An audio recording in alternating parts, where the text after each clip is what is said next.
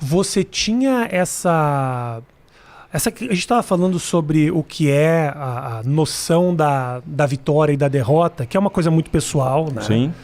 Você tinha essa noção quando você corria e ouvia essas críticas e tudo mais, ou realmente você naquele momento sentiu um pouco de ingratidão assim do povo? Não, Rafinha, o negócio é o seguinte, eu odeio perder até bolinha de gude, cara. Então, assim, como um bom brasileiro que não gosta de perder, eu também não gosto. Só que quando eu cheguei lá, assim, o negócio é eu explicar e a pessoa fechar o olho, esperar 5 segundos antes de ter a emoção dela e falar assim, tá, eu entendo. Uhum. O outro é eu falar e o cara fala assim, que chorão. Tá, o cara tá tentando... Foda entendeu? Mas inveja. As pessoas adoram falar inveja. Não, o cara falou, pô, não, o outro cara fez isso. Eu quando cheguei, a pessoa pergunta pra mim, no contrato com a Ferrari, tinha alguma coisa escrita que você era o segundo piloto? Eu avisei a equipe, se tiver alguma coisa escrita, eu não quero. Uhum. Eles falaram, não tem. Perfeito, tô dentro. Só que tinha no do Schumacher. No meu... Que era o quê? Mas que dizia o quê? O carro reserva, nunca era meu. Então, era dele. Só que não estava escrito no meu coisa que eu era o segundo. Entendi. Mas, efetivamente, eu era. Uhum. Então, o que você faz com isso? Você tem que mostrar para eles que você é tão bom quanto para que eles te deem o valor. E foi isso que eu fiz durante o tempo. No meu terceiro, quarto ano de Ferrari... O Michael nem testava mais o carro, porque ele falava, o Rubens é melhor que eu para testar o carro, ele que vai conseguir evoluir muito mais. Então, hoje, o nego lá vai lá, pega lá um carinha que tem grana e bota lá para andar na equipe. E aí, o que acontece? Quando você testa um microfone, o meu microfone é tipo A e o teu é B. Tá. Eles são muito parecidos, tá? O preço é muito parecido, mas... pode ser que na tonalidade, para aquilo que você precisa, o B é melhor. Se você não souber decidir em 5 segundos, com uma volta de conhecimento, pode ser que você fique com A e depois você não venha conhecer o C, você não venha conhecer o D. Então, hoje o menino que chega lá com dinheiro, ele não dá a evolução certa para o carro e a equipe começa a ir para baixo. E o cara precisa de dinheiro. Aí ele pega outro com dinheiro que não tem o conhecimento. É um ciclo. Entendi. E vai indo, perfeito. Entendeu? Então, o que a gente tinha na Ferrari, hoje o cara fala assim, pô, todos os campeonatos de construtor que eles ganharam, né? Porque o Schumacher foi campeão e tal. Mas era um conjunto, né? E aí você fala, pô, mas você se sente injustiçado perante o público? Não, porque eu deito a cabeça no travesseiro e eu tenho essa tranquilidade de saber que eu dei meu 100%. Sempre teve essa tranquilidade? Eu não tive sempre, não. Isso foi como eu falei no começo... O processo todo de autoconhecimento era disso também. Porque eu falava... Poxa, no começo eu falava, que injustiça, cara. Eu sou muito brasileiro, cara. O cara não me conhece para falar essa porcaria que tá falando. Então, que triste. Eu me sentia triste. Até eu entender que quem que tinha que dar o valor mesmo para mim era eu antes de tudo. A partir do momento que eu dei, foi a hora que houve uma reviravolta e que o cara... Entendeu? Se o cara tem coragem de brincar na minha cara... assim, e ele não ficar sem graça, ele é um cara muito bom. A gente tem que contratar ele mas assim, são 2 em 1 milhão. Entendeu? Eu te confesso que a piada do Rubinho, essa piada, pra mim, ela morreu rápido. Eu já entrevistei muita gente que eu falo, puta, te sacaneei a vida inteira. Mas eu acho que ficou uma piada tão manjada. Pra mim, a minha opção de não fazer a piada do Rubinho não era... pelo respeito à carreira do Rubinho, que eu desconhecia, porque, sinceramente, o automobilismo nunca foi minha coisa. Eu jogo basquete. Mas pra mim, uma piada manjada sempre foi... E o Caceta e Planeta é uma piada que fez pra caralho.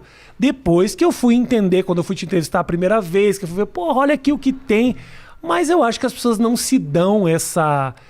muita gente, hoje em dia mais, porque realmente eu acho que a mesa virou um pouco, mas não se dão essa então tem paciência para se informar, para saber o signo. Também não tem a vontade, porque os problemas nossos diários, eles são muito mais importantes do que eu passar todo o tempo fazendo isso, fazendo aquilo. Então, eu fui repórter da Globo por 2 anos.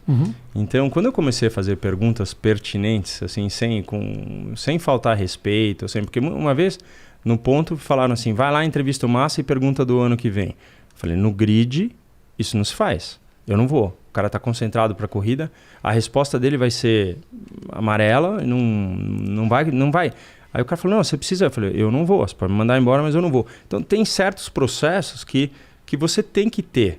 Porque é só com um cara que já passou pelo que a pessoa está passando, ele tem como avaliar a situação. Então, com o basquete, por exemplo, você saberia avaliar um momento de ingresso ou não, entendeu? Mas é o teu ponto. O cara expulso de quadra. Eu vou lá entrevistar ele para saber o que aconteceu. Porra, não faria isso de jeito nenhum. Então é muito isso. Eu acho que a gente, na vida, são poucos aqueles que têm paz no coração com as atitudes, né?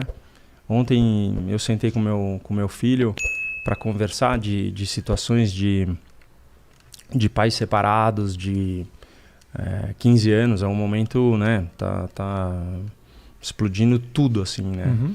Então, eu me sinto muito eficiente a isso, assim. Eu gosto muito disso. Eu gosto... Eu coloco muito amor a coisa. Eu posso quebrar a cara, mas do momento em que eu coloquei amor a mim, a saber o que eu dei, assim, meu, aquilo... Ainda bem que a gente testou, hein? Eu tive contaminado já, o Rubim. Eu daqui a pouco quero um pouco d'água. Pega um pouquinho d'água pro Rubim. Somos grandes contaminadores. Eu fui para os Estados Unidos. Nesse nariz nosso aqui, velho, tossiu, contamina um estado inteiro. Olha lá. Pega uma aguinha pro Mas Rubim. No momento em que você tem isso muito claro, assim, sabe? Do quanto você já se dedicou e o quanto que você sabe que deu certo e o quanto que não sabe. Claro. O quanto que você Só sabe quem que deu sabe certo. isso é você. Só? Com certeza, não tem sentido. Eu falo, obviamente a minha experiência é muito diferente. Eu joguei basquete assim, de certa maneira profissional até os 24, 25 anos. Mas eu sei que eu não poderia ter ido mais longe do que eu fui. Eu fui até onde eu poderia. Obviamente, essa não é a minha profissão. Eu não sou conhecido por isso. Mas em algum momento da minha vida, o basquete era tudo. Eu trabalhava, fazia minhas coisas, mas o meu envolvimento 100% era esse. Eu me meti até onde eu podia. Joguei uma liga nacional, fui campeão estadual, adulto. Eu não poderia ter ido mais. O meu nível era esse. Eu acho que quando você sabe aonde você pode chegar, eu acho que tem uma certa tranquilidade. Quando você sabe que você fez tudo que você podia também. E assim, não foi o fato de chegar à Fórmula 1. As pessoas falam assim, como é que foi chegar à Fórmula 1? Chegar à Fórmula 1 foi uma conquista. Mas a permanência lá, ela é muito mais difícil do que você chegar. Uhum. Porque você é tão bom quanto a sua última corrida. Perfeito. Então, cara, se você fica 19 anos, que foi... Eu fui eu corri 326 corridas, né? Eu sou o segundo maior da história porque o Kimi Raikkonen acabou de passar. Na Wikipédia você é o primeiro ainda. Eles não corrigiram. Vamos deixar assim. Pessoal da Wikipédia que está assistindo, Obrigado. Não corrige, deixa o Rubinho primeiro. Mas então, isso não é não é me dá o valor. Eu queria muito ter ganho a corrida de Interlagos, eu queria muito ter ganho no Campeonato do Mundo, mas eu sei o que foi passado e o que não é... Na minha cabeça não está o chorão falando assim... Aquela prova de Interlagos que acabou minha gasolina em 2003, aquela prova eu estava 20 segundos na liderança. Tudo bem, podia ter acontecido uma série de coisas, mas aquela prova estava na bagagem já... Pode ir buscar. Então...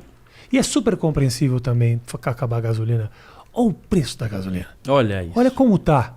O dólar agora. Não dá uma dor? Não abastece. Eu fico sem gasolina uma vez a cada 15 dias. É mesmo? Eu sempre acho que...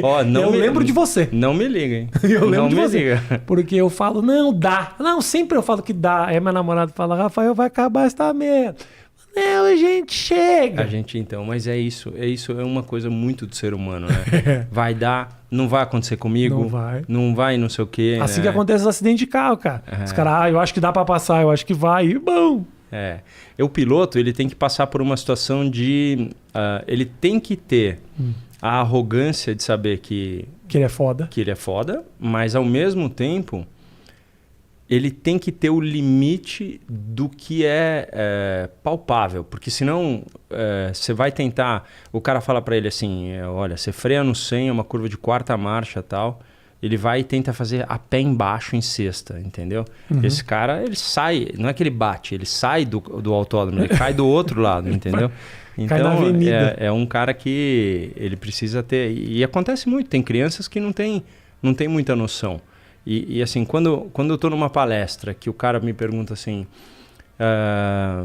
o meu filho está tentando seguir carreira. Qual é o teu maior coisa para falar para ele? A maior coisa que eu tenho para falar para ele é assim, é ele que gosta ou é o pai? Porque se for o pai... Já era. Vai chegar uma hora em que ele não tem futuro nenhum. Entendeu? Total. Então, tem um documentário na Netflix, você viu? Trophy Kids. eu não vi. É incrível, que mostra... Nos Estados Unidos, os pais são loucos, né? O cara quer que o filho seja futebol americano, o menino não tá nem aí. Os caras vão e enchem o saco. E é tipo... É incrível que fala exatamente sobre isso, sobre a relação dos pais de atleta nos Estados Unidos com os atletas. A cobrança, a encheção de saco. É difícil, cara. Ainda mais pra você que tem um filho que tá nisso aí. Você tá falando, ele sente essa cobrança de ser filho do Rubinho? Ele ainda sente isso? Ainda Quantos anos ele tem? 19. Ele tá correndo o que agora? Ele tá correndo de Fórmula... É o que é a antiga Fórmula Renault, que é uma categoria de base com ingresso... A FIA, que é a Fórmula 1. Tá.